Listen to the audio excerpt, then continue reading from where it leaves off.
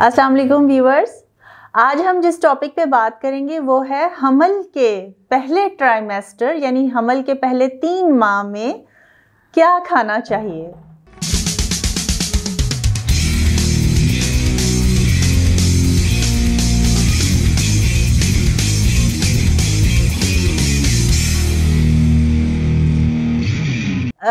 हमल के पहले 3 महीने बहुत ज़्यादा ज़रूरी हैं इस पॉइंट ऑफ व्यू से कि उस वक्त अर्ली एम्ब्रियो या जो बेबी की जो बहुत इब्तदाई नशोनुमा में उसके बनावट हो रही है, उसके ऑर्गन्स बन रहे हैं, या जिसमें मोस्ट इम्पॉर्टेंट उसका ब्रेन, उसका हार्ट और उसकी बॉडी के डिफरेंट वाइटल पार्ट्स हैं। ब्रेन मोस्ट इम्पॉर्टेंट है। सो हमल के पहले 3 महीने में बहुत ज़्यादा जो ऑर्गेनोजेनेसिस जिसको कहते हैं हम एम्ब्रियो के में हो रहा है, और उसके बाद from 4th month onwards pregnancy में ऑर्गन्स जब बन गए हैं और आपका छोटा सा बेबी एक इंसानी शक्ल में तो आ गया है, लेकिन ये कि उसके बाद उसकी ग्रोथ है जो कि उससे अगले सब्सिक्वेंट 6 मंथ्स या टिल डिलीवरी होनी है। ऑर्गन्स पहले 3 महीने में ही तैयार हो गए हैं। सो इस दौरान में ग़िज़ाइयत माँ और बच्चे दोनों के लिए बहुत अहम है।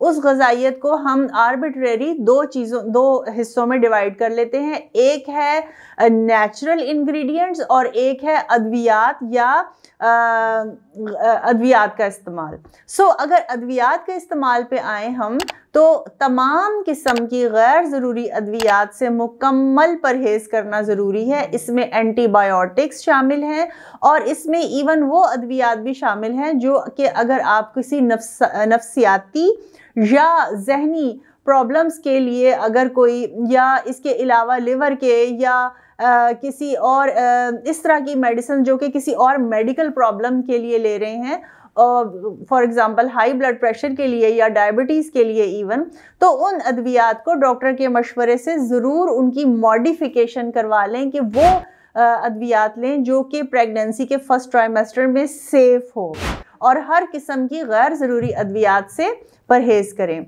और जहाँ तक नेचुरल ग़िज़ाई अज्जा का ताल्लुक़ है, उसमें द मोस्ट इम्पॉर्टेंट विटामिन जो कि हमल के पहले 3 महीने में एक्सट्रीमली इम्पॉर्टेंट है वो है फॉलिक एसिड या फोलेट।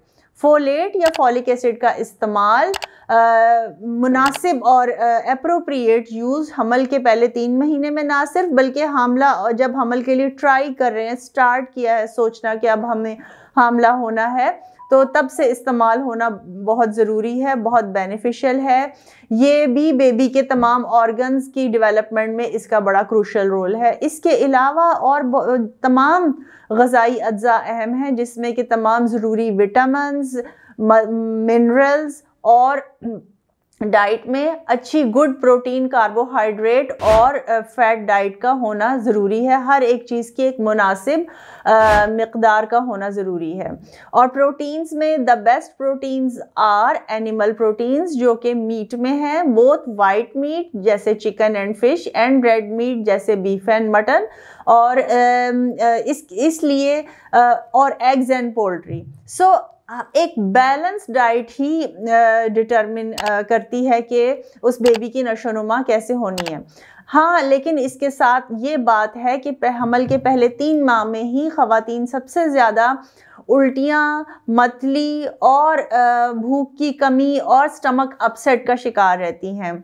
इस चीज़ के पीछे भी एक विज़डम है। कुदरत नहीं चाहती कि ख़ातून गैर ज़रूरी कुछ ऐसे हार्मफुल सब्सटेंसेस अनजाने में कंज्यूम कर ले जिससे कि उसके होने वाले बेबी को कोई प्रॉब्लम हो फ्यूचर में। इसलिए ज़्यादा मतली की कैफियत और ज़्यादा उल्टी की कैफियत रहती है कि अनवांटेड फूड कोई ना कंज्यूम हो जाए। बट स्टिल जहाँ तक हो सके उस टाइम फर्स्ट 3 मंथ्स में कैलोरीज़ की बहुत ज़्यादा ज़रूरत नहीं होती, इसलिए ओवर ईटिंग से भी अवॉइड करना है। जितनी भूख हो या जितनी के फूड की लाइकिंग या डिसलाइकिंग हो उसके हिसाब से मुनासिब मिकदार में ले लें।